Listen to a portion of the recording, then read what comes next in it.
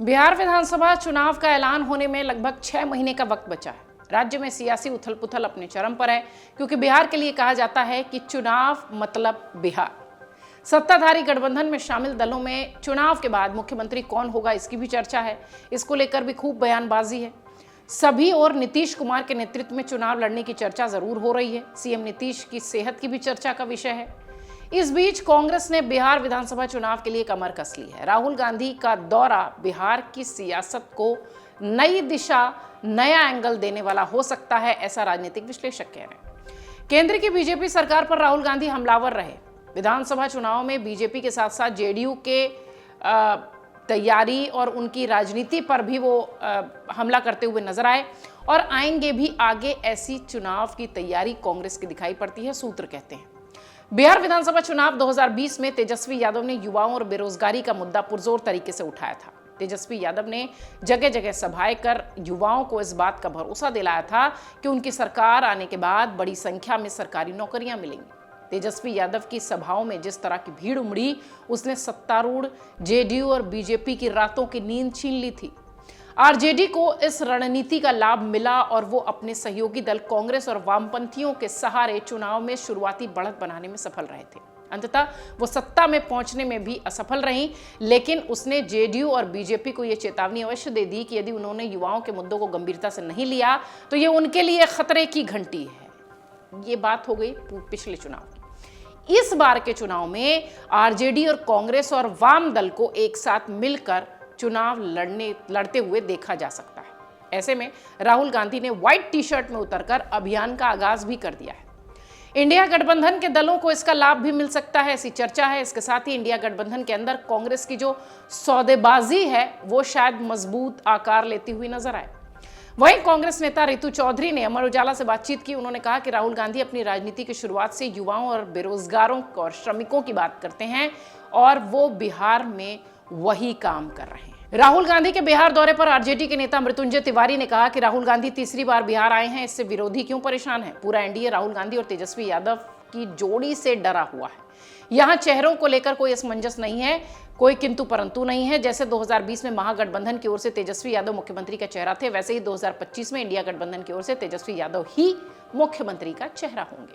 देखिए, बिहार में इस वर्ष चुनाव होने हैं।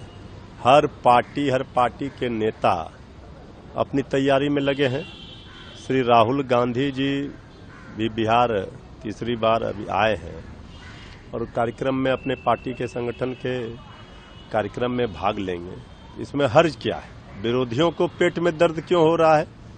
श्री राहुल गांधी जी, श्री तेजस्वी यादव जी की जोड़ी से पूरा एनडीए का कुनबा घबराया हुआ है और बीजेपी के लोग कह रहे हैं कि कांग्रेस पार्टी बैसाखी पर है। नैतिक बल नहीं है बीजेपी को किसी पार्टी के बारे में कि दूसरे के बैसाखी पर है।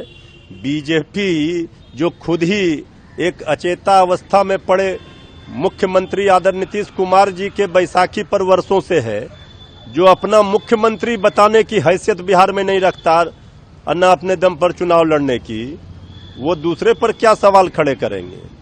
तो मुकाबला बिहार में बिल्कुल साफ है। बिहार की जनता महागठबंधन, इंडिया गठबंधन श्री तेजस्वी यादव जी के नेतृत्व में बनने वाली सरकार के साथ है। एक बात बिल्कुल ही पूरी तरह से स्पष्ट कर देते हैं राष्ट्रीय जनता दल की ओर से कि यहां चेहरे पर कहीं कोई कंफ्यूजन नहीं है, कहीं कोई किंतु परंतु नहीं है।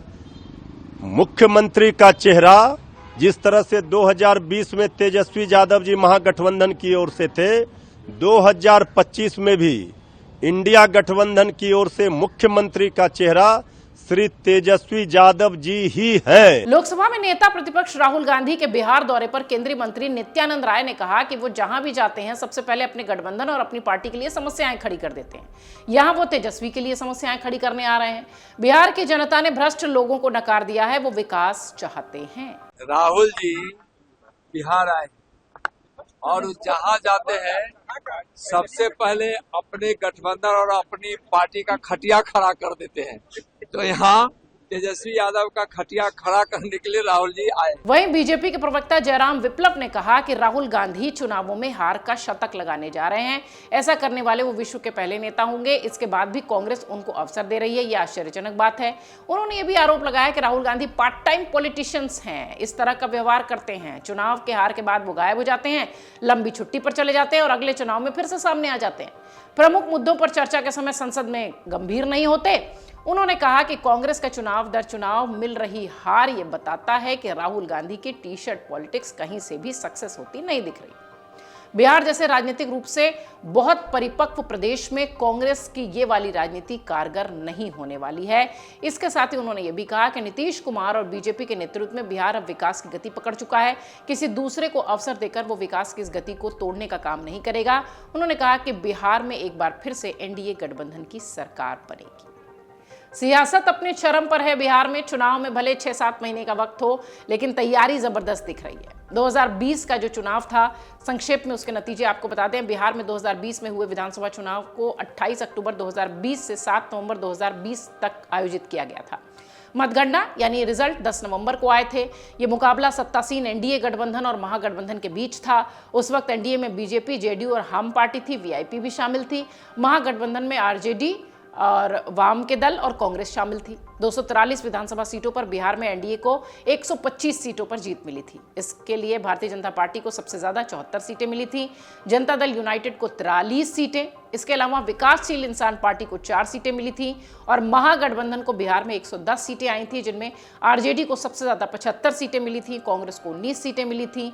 इस तरीके से अगर देखा जाए तो एआईएमआईएम के हिस्से भी 5 सीटें गई थी, बीएसपी को 1 और 1 निर्दलीय प्रत्याशी की जीत हुई थी।